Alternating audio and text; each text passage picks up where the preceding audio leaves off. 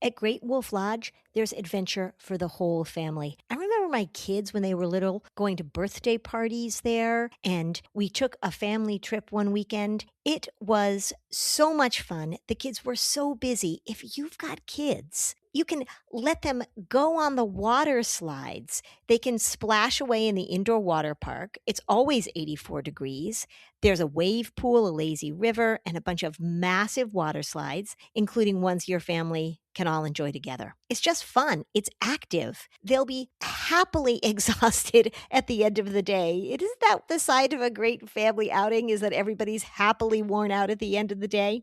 They even have adventure-packed attractions from Magi Quest, a live-action game kids can play throughout the lodge, to the Northern Lights Arcade. There's also a bunch of great dining options and complimentary daily events like nightly dance parties, all under one roof. With 22 lodges across the country, you're always only a short drive away from adventure. So bring your pack together at a lodge near you. Learn more at greatwolf.com and strengthen the pack. That's greatwolf.com. You're not going to like this, everybody, but I'm going to say it. It is not about having a place where your child can feel special. It's not a time for a child to be able to talk about things that are important to them, then not have those important things be talked about with the people that are raising the child. Welcome to Season 8 of Flusterclux with Lynn Lyons, where we talk about managing worry, anxiety, and all the other emotions too. I'm Lynn Lyons. I'm an anxiety expert, author, speaker, and mom. I've been a therapist for 35 years, and I'm still in the trenches with families, helping them navigate daily struggles and big problems. Parenting can be a flusterclux, but we tackle the serious stuff without being too serious. I'm Robin. I'm Lynn's sister-in-law and co-host, and I'm here to ask your questions. And I'm Ed, the producer of Flusterclux. And my brother. And my husband. Anxiety is a family problem with a family solution. Hey, Lynn. Hey, Robin. We have a listener question today, and I feel like it was something that you're ready to talk about. Ready to talk about this particular topic? Yes. Well, I'm going to read the question, and then we're going to talk about what this really touches on, because I think that this is a really important episode where every family who sees a therapist and every therapist should really hear what you have to say. Okay. Some people are not going to like it. That's okay. Buckle up. All right. Okay. Here is the listener question. Okay. All 3 of my kids are in therapy since their dad passed 2 years ago. Their therapist sees them all individually and has never asked me to be involved in their care. I pop in and give information here and there, but otherwise I'm not involved, which has always baffled me because I have all the details that would help him help them. Plus, I'm the one doing all the skill building at home. I'm working through my own issues on being assertive, and I struggle to advocate for my kids. I'd like advice on how to find a new therapist that will involve me. And I assume I should be looking for a family therapist, but how do I ask to be in sessions without sounding like I'm being controlling or intrusive? Okay. First of all, isn't it so awesome that she wrote and she's going to get the right answers? I'm so excited for her. Yes. It was funny. I was looking back. There were some comments or questions that I don't even know where I found them because they come in different places. But somebody was saying, I love Robin and I love how she plays devil's advocate and how she's there to get Lynn off her soapbox. And I laughed at that. You are so good at asking me the right questions, but I'm just going to warn you, like, there's no getting me off this soapbox. Nor should you. Yeah. You can be on the soapbox with me, I would think. Yeah. What did I just say to you after I read this listener question? I was like, one more time for the cheap seats in the back. I'm not a mental health practitioner, but through your lens of doing this, I realize there are some really dysfunctional or bad practices that can happen, that the reason why they're sad, the reason why we should raise awareness about these issues is because no one wants to delay help. If you're going to see a therapist, you want it to work. You want it to have an impact on your family as efficiently as possible. Correct. And so I get questions about this all the time. I get questions after I give talks. People email me individually. There was another question on the Facebook page about this. I recently did an Instagram reel about this, and the comments were sort of telling because when I say I don't see kids alone, people really want to share their exceptions to that. Yeah, but, well, it's really helpful for my child, or maybe it's a different modality, which they mean like a different type of therapy. And I get that, and then somebody wrote kind of snarkily on my last Instagram post, they wrote, yeah, that's not how that works. And then somebody else wrote, maybe it's because the parents aren't safe. Hope that helps. And I was just like, oh, God. So the thing about seeing families, the thing about working with parents when they're trying to help their children is that having done this for 36 years, parents really need information. And it doesn't make sense to me. I say this all the time, but I guess I just have to say it again, which I will. It doesn't make sense to me that the people who are raising the children, the people who are trying to help, the people who were concerned enough in the first place to make an appointment with a therapist, to find a therapist, to show up, to pay for a therapist, that those people are left out of the process. Because the goal is to help a family interrupt what are usually generational patterns. And then people say, well, what age should kids be seen alone? If you're a teenager, I get it. Maybe you want to go and work on some things. And if there are certain situations in which you want to talk about dealing with a relationship or dealing with your stepfather or dealing with your mom that you're mad at, I understand that. But I am talking primarily about kids between the ages of 3 all the way up to about 14 or 15. Where I hear over and over and over again that parents have no idea what's going on in the therapy. They are not aware of what the therapeutic goals are. And I want parents to understand that therapy is really about teaching skills. It's not about having a place where your child can feel, now hang on, you're not going to like this, everybody, but I'm going to say it. It is not about having a place where your child can feel special, where your child can get the uninterrupted attention of a very skilled adult who knows how to interact with kids. It's not a time for a child to be able to talk about things that are important to them, then not have those important things be talked about with the people that are raising the child. It is very, very unlikely that a little child will come into therapy, a 6-year-old, a 7-year-old, a 10-year-old, somebody who's struggling with a fear of vomiting, somebody who's struggling to go to sleep at night, somebody who's having a really hard time making friends, and that therapist interact with that child alone and then expect the child to be able to understand, change the patterns, go into school, do something different. If this were happening in schools, say there was a 3rd grade teacher, say there was a 3rd grade paraprofessional, say there was an elementary school counselor who made it a practice to work with children. And when parents said, hey, what are you working on? Can I have a meeting with the school? I'd like to get together with the teacher to talk about what you're working on or what you're seeing. If a teacher said, I'm not going to discuss this with you, if a school counselor said to the parents of a 10-year-old, I have concerns and I'm working on things at school, but I will not have a discussion with you and I will not have a meeting with you, I think the parent would lose their mind. I think they would go right to the administration. It is really lovely that there are adults that will spend time focused, trying to help kids understand their emotions, talk about what's going on, work through patterns, figure out how to interact with friends. All of that is wonderful, but parents need help when we're talking about anxiety, depression, OCD, ADHD. And just to back up what I've said before, that I have learned from listening to the ADHD experts, including Ryan Wexelblad and Mike McLeod, the American Pediatric Association does not recommend psychotherapy for children alone who have ADHD. What they do recommend is parent training and/or medication after the age of, I think it's 6. So when we're talking about ADHD, they're saying, teaching kids, taking kids alone into psychotherapy, doing CBT with kids alone, doing play therapy with kids alone who have ADHD, not a recommended option. The reason it's not recommended is because the research doesn't say that it's effective.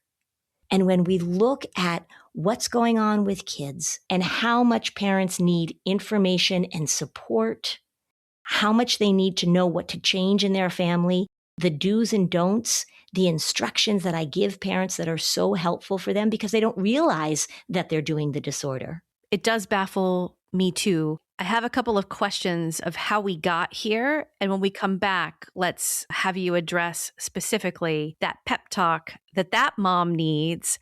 But I bet there are a lot of other moms and dads listening who need to. Mm-hmm. We'll be right back.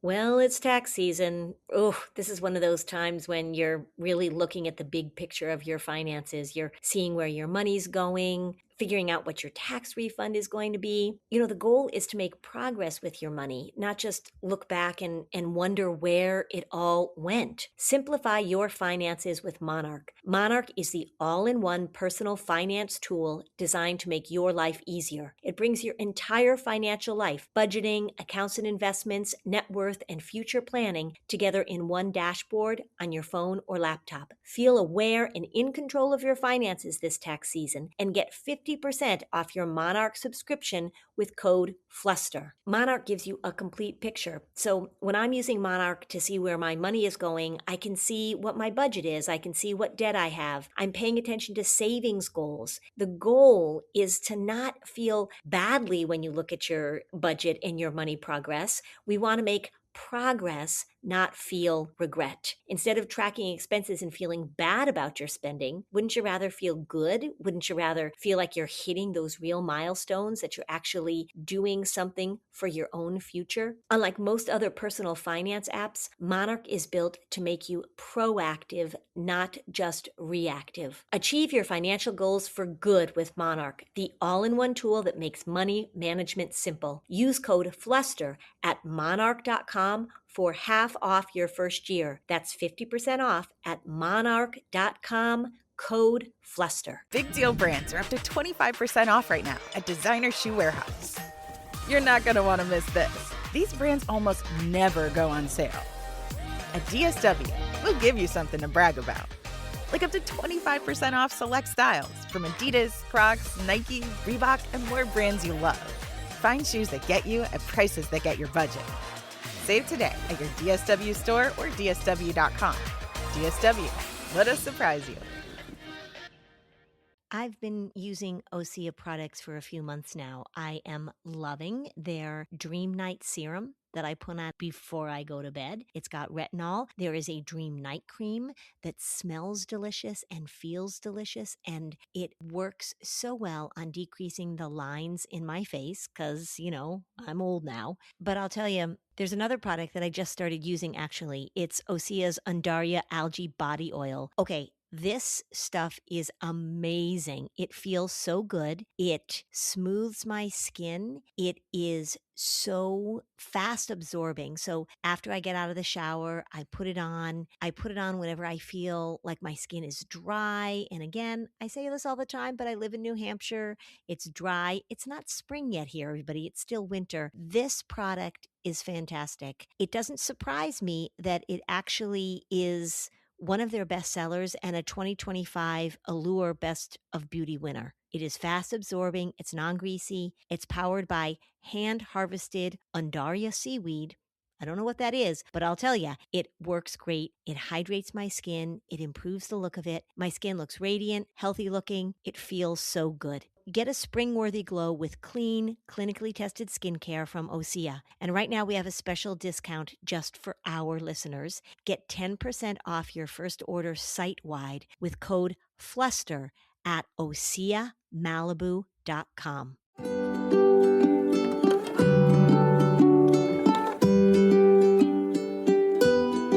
Okay, we're back. Okay, so here we have a mom who has lost her husband. She's got 3 kids. She didn't tell me what the ages of the children are. They're grieving. They're trying to figure out how to deal with life without their dad.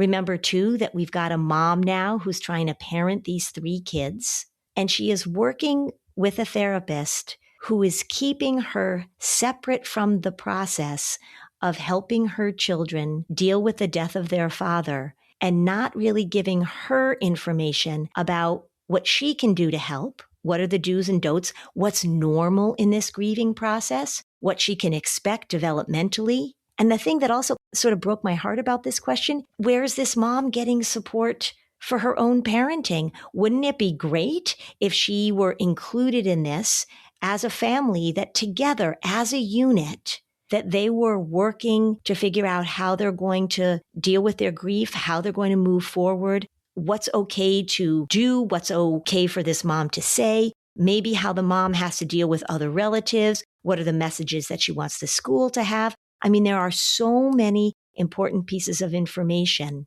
that this mom doesn't have from a therapist who supposedly is an expert in treating kids. Don't you think that the therapist would have some really good information that the mom could use as she's trying to figure this out by herself? This mom says that she's working on being assertive. And one of the things that I hear very often from parents is that they are afraid to speak up. They're afraid to say something.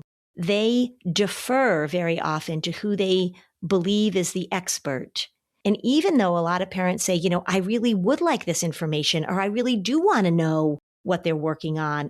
And sometimes it's really just pragmatic. Like, I want to get my money's worth. Like, I want to know, what are they working on? And parents are really afraid to ask about it. They're really afraid to assert themselves because they feel like there's some sort of unspoken rule of therapy where they're not supposed to intrude, or they'll be accused of being, the bossy or the controlling parent. This mom absolutely would benefit from sessions with her kids, maybe even all 4 of them together. Again, I don't know the ages, but putting each one of these kids in their separate therapeutic compartments to deal with a family tragedy, it just doesn't make sense to me. Managing grief is a goal, obviously, for therapy for this family. There are also other things, managing anger, managing anxiety, managing a lot of other big emotions.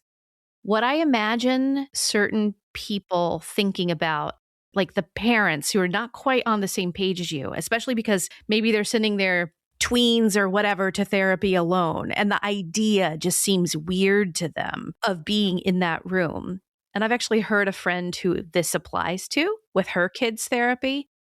She feels like they have a trusted adult who they can talk to, and I don't want to interfere with that. So it's still coming from like a place where they think it's beneficial.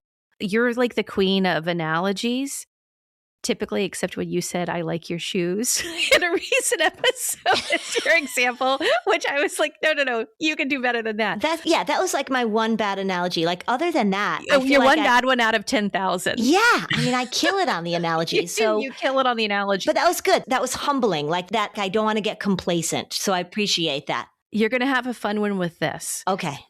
Here's where I think we got off track in some ways. If you parallel this with medical care, there is a point, and there's like at least an RHMO for our family, like once kids become teenagers, you think about like, oh, I want to give my child the autonomy and the space to respectfully see a provider by themselves if they chose to. But think about this. It's because you and I are both really into the pit. If you go to the ER and you don't have access to a CT scan, and you don't have access to a blood pressure machine, and you don't have a stethoscope, but you have to diagnose and figure out what's going on, when if the parent were right there in therapy, they are the blood pressure machine, they are the CT scan, they are the ability of helping showcase where these patterns are showing up and breaking down with everyone's emotional states. That's right. And that's what this mom says in this question is, I'm the one that has all the information. Right. So it would be like if you're watching the pit, somebody comes in and they turn to the family member and say, what happened? And if the family member was like, oh, I'm not telling. Or if in the pit they said like, we're not going to ask you questions about how you got to this place. Why is her tibia poking out of her leg? To me, the information the big picture, the family history, all of that stuff is so important. The other thing, too, is that people are assuming, you're not assuming, Robin, but people are assuming that your child is giving accurate information, that the child is going into therapy and saying, oh, let me tell you exactly what happened, or let me tell you what my mom did, or let me tell you what happened when my sister freaked out. Let me tell you, kids are not accurate reporters. And some therapists may say, well, what's really important is their interpretation of what happened. Okay, but you know what's really important? The facts of what happened. And hearing from parents and other relatives too. I've brought aunts into sessions. I've brought cousins. I've brought friends. I've brought grandparents. It is really, really important that other people in that children's life are also adding some context to what I'm seeing and what I'm dealing with. Absolutely. A therapist has to know what's going down at the house. That's right. Yeah. I've also talked to therapists and talked to families because I train a lot of therapists too, where they'll say, well, I was working with this child who was really anxious, but I wasn't able to get anywhere because the child really wasn't talking to me in the sessions. And I go, okay, so how old is the kid we're talking about? And they'll say like 10. Well, where were the parents? Well, I don't see the parents. I just see the child. I'm like, you've got a kid in your office who is probably anxious because I specialize in anxiety, and they're not forthcoming with a lot of details, but the person who raised the kid is sitting 20 feet away. Why don't you bring that person in and ask some questions? Just from a pragmatic, logistical perspective here, the parents really offer me things. Here's the other thing. Say I'm working with a family and a child is sitting there and I can see what parent is the reactive one and what parent is the handle it one. I can see in a session whether or not a parent is going to be able to hold the line or whether the parent caves very quickly whenever their child feels distressed. I will be able to see, does the parent let the child get a word in edgewise? Now, somebody may say, well, this is exactly why I see kids alone. Because when the parent is in there, she does all the talking and the child can't express their own opinion and can't get a word out. I go, okay, well, that would be a really important thing for me to work on, is how to help that mom talk 85% less. And I can do that in a session. And maybe I'll meet with a mom alone and say, look, here's what I've noticed. You're telling me that you have a really hard time knowing what's going on with your child. They don't express their emotions very much. When you ride in the car, they're really quiet. But what I'm noticing when you're in the sessions with me is that you're not giving your child enough time and space to answer the questions before you jump in. And I'm wondering if that's what's happening in your interactions. That you ask your child a question in the car, your child doesn't answer right away, and then you just start talking. And oftentimes they'll be like, yes. That happened just very recently, actually. The mom was saying, my kids hate that we're in the car together because they tell me that I just talk at them nonstop. That was really helpful information. And I'm going to work with the mom to not talk so much when she's with her kids. So there's all of this stuff that is just such important grist for the family mill that if I am talking to a 10-year-old, I'm not going to get it. I had a kid in my office recently, and much to my surprise, and it happened really quickly, the person dropped the kid off and left. So here I have the kid. She said, like, oh, I got to go run an errand. She left. The story that I got from the boy about what was happening at home was so remarkably different than what the mom had told me. Not in a bad way. It wasn't like there was some crazy story that somebody was a bank robber or something like that. But just in terms of what the child was willing to share with me, really interesting. The amount of information that I get, the amount of insight that it provides to me, the amount of skill building that I'm going to do, what I'm going to help these parents do is just a huge part of the work that I do, period. I'm just not going to be talked out of this because I've been doing this for too long. Yeah, so many questions and points. I think families who aren't therapists, they're not really quite sure. They just want someone to help their kid. They just want someone to help their kid. That's like one camp. So they don't even think that they're necessarily a part of the solution. Then you get other parents who recognize they are a part of the solution, But then they always say to you, just tell me what to say. Just tell me what to do. Well, if you're all as a family in there together, you're going to give that advice, that skill building, that homework. You're going to figure out how this family could communicate better, handle emotional patterns together.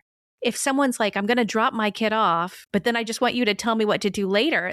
It's like, no, I want to see you all interact, because when you take your kid to therapy to manage anxiety, like the punchline is you're really learning how to model anxiety management for yourself and in turn for your kid too, for the most part. That's right. Yeah. I mean, we know, like, no shame, no blame, but anxiety and depression are both highly socially transmitted. And families, parents, you're one of the most powerful influences on your kid in all sorts of ways. And so as we're trying to figure this out, as they're trying to figure out how they're going to interrupt this pattern, change this dynamic, I really want to see it in action. Now, do sometimes families come in and they're on their best behavior and I don't see it in action? Sure. But generally, I'm going to see the things that are going to be helpful to me. So let me give you an example. Say I'm coming up with a assignment that I want the parents. Say there's a child who's afraid to go upstairs by herself. And so the parents are like, oh, we always have to be on the same floor of the house, and she won't go to bed by herself. And she doesn't even go into the bathroom. Like if she's taking a shower, I have to go in and sit on the toilet. Well, I don't mean sit on the toilet. You know what I mean, right? Sit on the toilet. So I'll come up with an assignment. Okay, so what we're going to do is we're going to play a game. Child is hearing this too. I'll say, what's your favorite candy? They say Tootsie Rolls or Starburst or whatever. Okay, mom's going to go upstairs, dad's going to go upstairs, and they're going to hide 4 Starburst under pillows in the bedroom.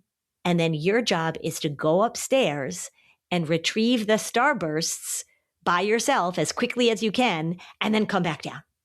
Now, if I give that assignment and the 10-year-old says to me, no way, I'm not doing that. Absolutely not. All right, well, then I've got to figure out something else. I've got to modify it a little bit. I've got to maybe start with 1 Starburst, or maybe the parent goes halfway up the stairs. Maybe they're going to start doing it in the middle of the day, and then they're going to work toward doing it at night when it's dark.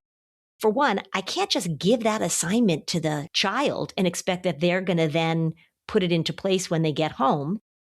And I don't necessarily just want to give that assignment to the parent without watching the child's reaction and having a discussion about it. So many times I'll be coming up with an assignment, and the child who's been pleased as punch to be hanging out with me for the first 45 minutes, you can see like the rage come over their face, like, I'm not doing that. And I get to see that, and I get to work with that, and I get to modify and talk and explain and give my rationale and all the things that I do to try and get a family on board. You know that I say this all the time. The hardest families for me to work with are the ones where the parents don't own their own shit. I want to see them not owning their own shit so I can talk to them about that. I want to watch it in action. I want to role play. I want to tell them what to say. I was just with a family the other day, and she said, well, I don't know exactly what to say, and maybe I should be able to figure it out. I was like, no. I'm going to tell you what to say. I'm going to write it down on an index card for you so you have it in front of you, because that's what you need. All of that happens when I'm working with a family, not when I'm playing Connect 4 with a 10-year-old. Which you don't do. I don't do. So play therapy, and again, this is where people are going to get mad at me. Play therapy is a modality, and you can be a play therapist, where you work individually with a child and you use play to help them work through their issues. Do I think that that has value? I do. I think that kids learn through play. I think that play is incredibly important for kids in terms of, particularly when they're trying to figure things out, playing with each other, play between parents and child. But you can do play, but have the parents in there too. There are a lot of parents who actually don't know how to play with their kids. But I do not play games in my office. I have a big bowl of marbles, and sometimes when kids are antsy, we dump the bowl of marbles out on the floor, and I'm talking to the parents and the kids, and they're sorting the marbles because they're cool colors. That's totally fine. I draw a lot of pictures, but I'm not going to play games with kids in my office by themselves and think that that's going to equip this family in a way that's going to help them shift out of the patterns of the OCD or the social anxiety or the depressive patterns that I'm seeing. Therapy is expensive for a lot of people. It's time consuming.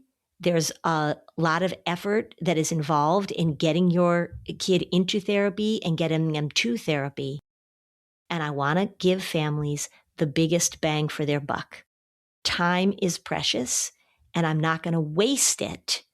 And again, I'm sure there are play therapists out there being like, how dare she say that the play that I do with the puppets I have is wasting time? I think playing with puppets with kids is really lovely. I've got families who are desperate for information and desperate for instruction. And sometimes one session with a family is enough for the parents to have light bulb moments or at least get the direct instruction that they need to change some really important patterns. You've been accommodating this kid's anxiety like crazy. Here's what we're going to do instead. You have a really hard time tolerating your child's distress. When she cries, I can see how uncomfortable you get, and it's really hard for you to be consistent. Here's what we're going to do instead. Here's the language that I want you to use. Here's the things I don't want you to say. Here's how I want you to communicate with their teacher so that the school can give you the support that they need. All of that doesn't happen if I'm by myself with an 8, a 10, or a 12-year-old. It's not going to happen. So I have a question for you, and it's going to sound really cynical. Okay.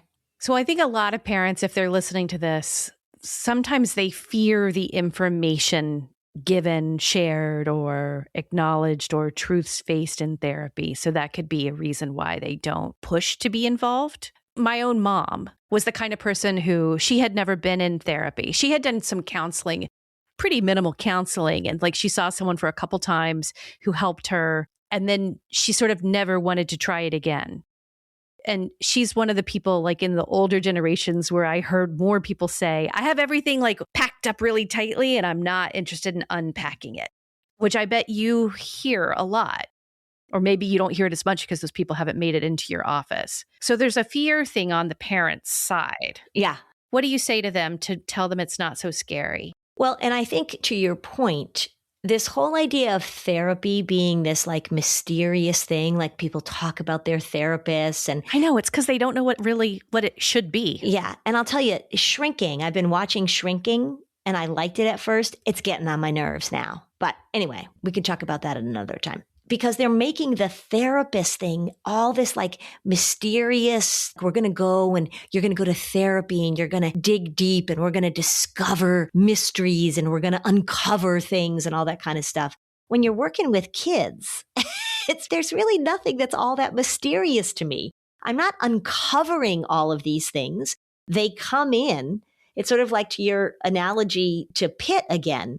The people that come in and they can't figure out what's wrong and all that kind of stuff. That doesn't really happen to me. It's usually they come in and they're like, holy crap, here's what's going on. That's how it is for me.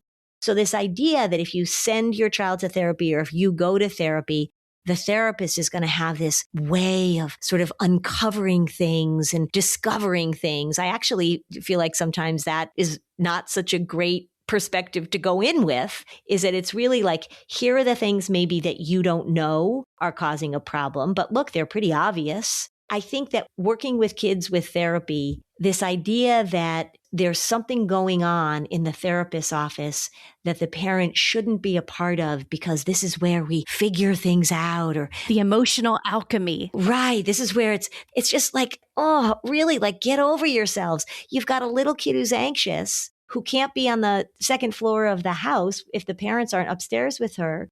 She needs some help understanding how her worry works and what to do. And the parents need some language to coach. I think the more mysterious and complicated we make this, there's this ad that I see on Instagram sometimes. And the woman is a very lovely 70-year-old therapist-y looking lady. And she says, children may be small, but their problems are actually very big. And child psychoanalysis helps us deal with the very complicated patterns that children have. And I watch that ad and I'm like, this is what intimidates parents. Like their child won't sleep in their own bed and they think, oh my gosh, I've got to send them to an expert that's going to figure out what's going on. and I can't be a part of it because there's some mysterious thing that's going to be unveiled. Like, it's not that mysterious. It's not that mysterious. It's not mysterious. It's, to me, and my specialty and what I do, anxiety, depression, OCD, it's really not mysterious. I mean, this thing, as I always say, it is predictable, it is redundant, and it is persistent. And I say to parents all the time, I'm sure I've said this on this podcast, when parents come in to see me, they tell me the story that's going on. They might feel a lot of shame. They're sort of overwhelmed. They don't know what to do. Like this mom, they're afraid they're going to come across as a bad parent, or they don't want to be controlling or intrusive or all these things. I mean, you really walk in like vulnerable, bringing your child into a therapist. And I say to families all the time, nothing you've told me is making me on the inside go, oh my gosh, nothing. I hear this all the time. I know what to do. This is exactly what I deal with day in and day out. The first problem right now that we have to address is you don't know what to do and say, and I'm going to tell you. Like, let's just be really direct. Yeah. We're going to take a break and we'll come right back. My kids grew up around water, and I will tell you, one of the most important things that you can teach your kids is how to swim. Knowing that your kids are safe around water, that they feel confident around the water, is something that every parent should be able to experience. And that's why I really love what Goldfish Swim School is doing. Their whole approach is about meeting kids where they are and supporting parents along the way, making swim lessons feel encouraging instead of intimidating. Goldfish Swim School is a premier, parent-trusted, learn-to-swim brand. It's designed intentionally for both kids and parents. I say it all the time. We got to help the parents help the kids. The focus is on confidence, safety, and progress, not just swim skills. Every detail is thoughtfully designed to create a golden experience. The warm, shiver-free indoor pools are inviting to kids. There is imaginative, kid-friendly spaces that help kids feel comfortable, confident, and excited to learn. Goldfish Swim School offers year-round swim lessons for children as young as 4 months up through 12 years old, with flexible scheduling, easy makeups through the Goldfish Swim School app, making consistency realistic for busy families. So if you've been thinking about swim lessons or just wondering where to start, this is a great opportunity. Right now, Goldfish Swim School is offering a waived membership plus your child's first lesson free at participating locations. Just visit goldfishswimschool.com/free to find a location near you and enroll using promo code FREE. It is a simple way to get started and feel confident knowing you're giving your child skills that really matter. It's spring, it's getting warm, and you like to just get those new quality pieces for your spring wardrobe. I'm going to go with things that are well made. I'm going to go with things that are versatile. I'm going to go with things that have amazing feel. The fabrics are great. The fits are just what I need, and the pricing actually makes sense, which is why I've gotten a few really nice items from Quince in the last few weeks. I'll tell you, I got the Flow Knit mid-rise shorts. They're very inexpensive, less than $30 for a great pair of shorts. I love to hike. I'm going to be taking those shorts up and down mountains. They've got these really great long line bras, they're called. I got the V-neck actually, which I think I like a little bit better than a scoop neck. I'm going to be wearing these things all summer long. They're going to last. They make beautiful everyday pieces. They use premium materials like 100% European linen, organic cotton, super soft denim, styles that start around $50. Quince also works directly with ethical factories and cuts out the middleman. You are paying for quality, not brand markup. Refresh your spring wardrobe with Quince. Go to quince.com/fluster for free shipping and 365-day returns. Now available in Canada too. Go to quince.com/fluster for free shipping and 365-day returns. Quince.com/fluster. So I really do love learning things. I'm curious. I think that's a great quality to have, to be honest.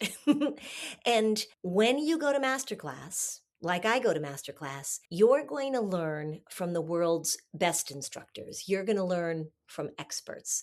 And if you're curious and you want to learn, why not learn from the best?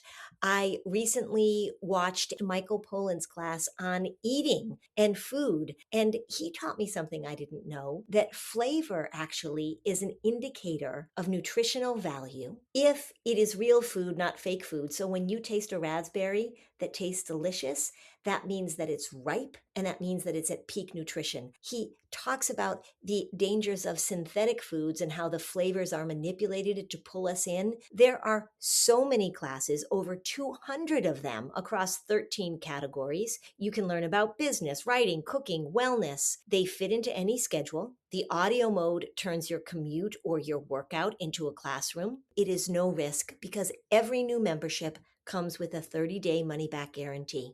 Masterclass keeps adding new classes, so there's never been a better time to get in. Right now, as a listener of this show, you get at least 15% off any annual membership at masterclass.com/fluster. That's 15% off at masterclass.com/fluster. Head to masterclass.com/fluster to see the latest offer.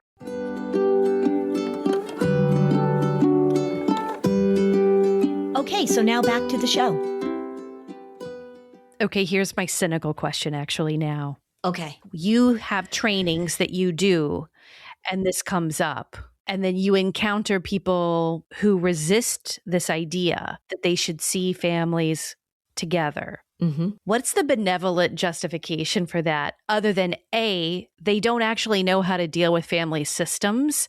So they're really not offering solutions for managing anxiety because they genuinely don't understand how to treat anxiety, which sadly I've learned from you is a very high number of therapists. Yeah. Here's my litmus test when I say to therapists, because I work with a lot of therapists. When I say, what are the goals of treatment? What are the skills you're teaching the kids and the parents?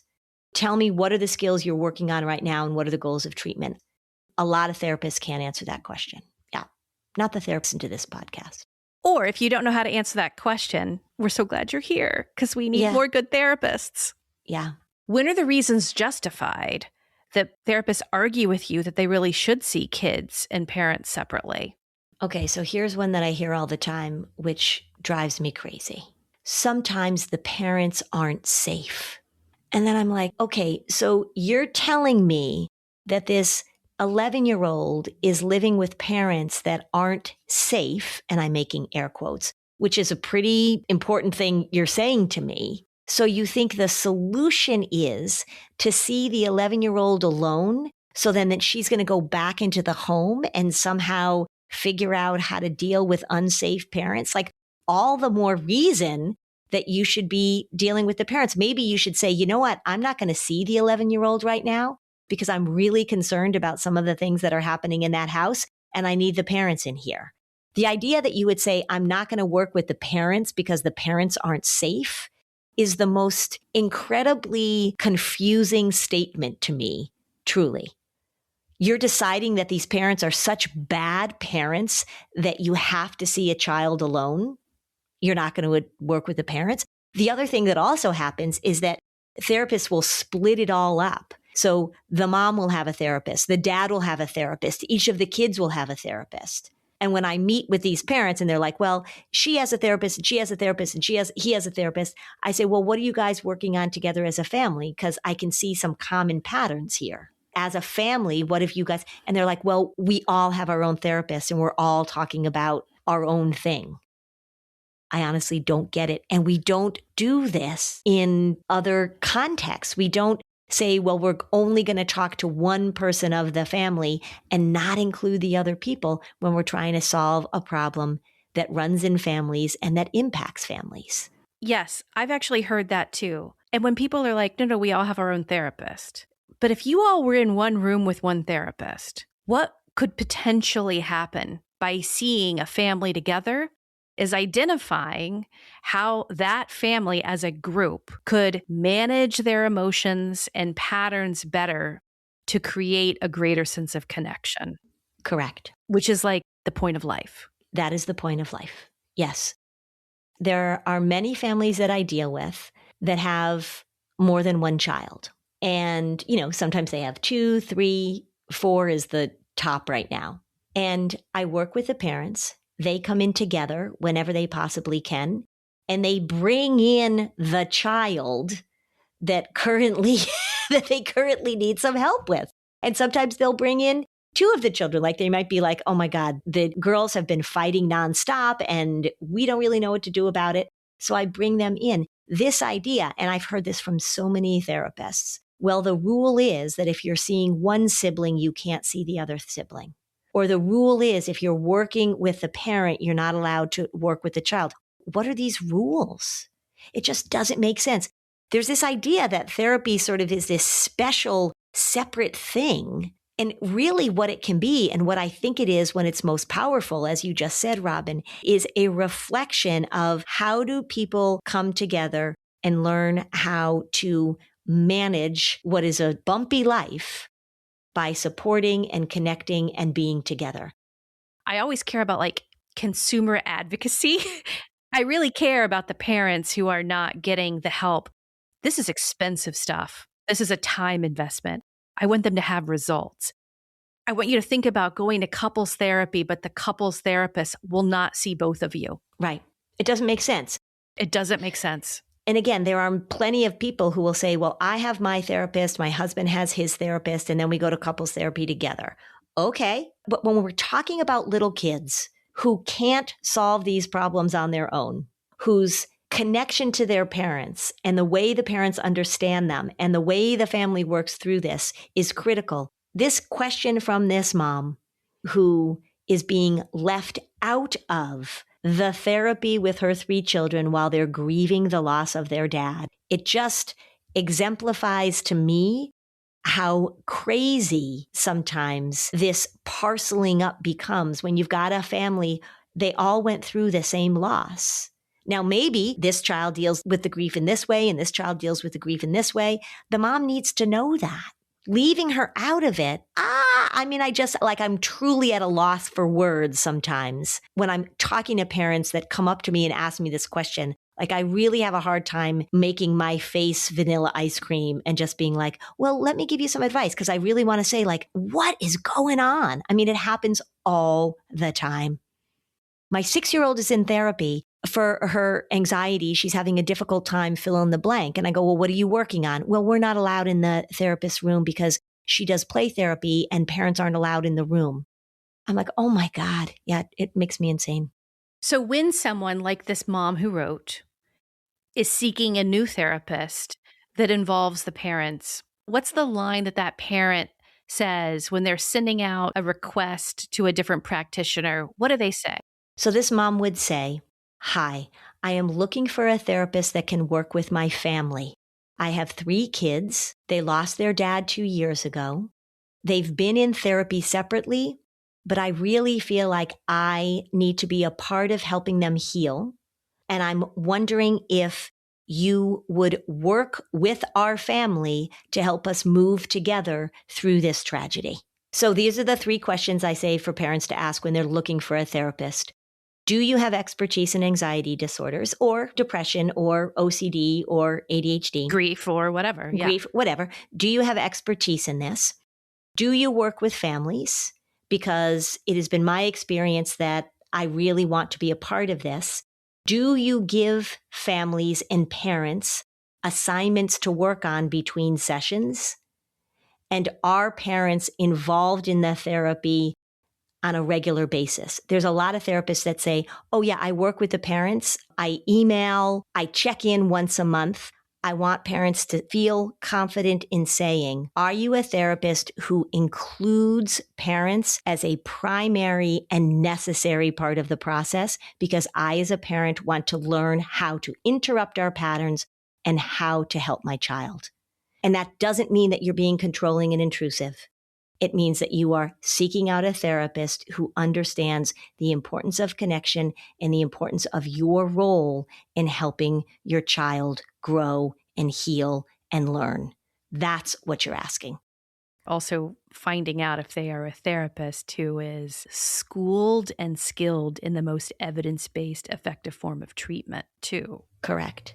I will tell you, when we're looking at kids, I don't specialize in trauma. I specialize in anxiety, but trauma is a huge part of life. And when you listen to the voices in the field of children and mental health and trauma who are looking at how do we help our kids, these are the luminaries in the field, and they talk about systems work.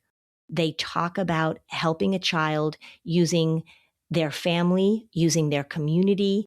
And one of the things that is evidence-based with kids who have experienced great trauma, great loss, families that are really struggling, is child-parent psychotherapy. That's the official name for it. It's evidence-based. We get results. Seeing a child alone, you're missing one of the most critical parts of healing a family.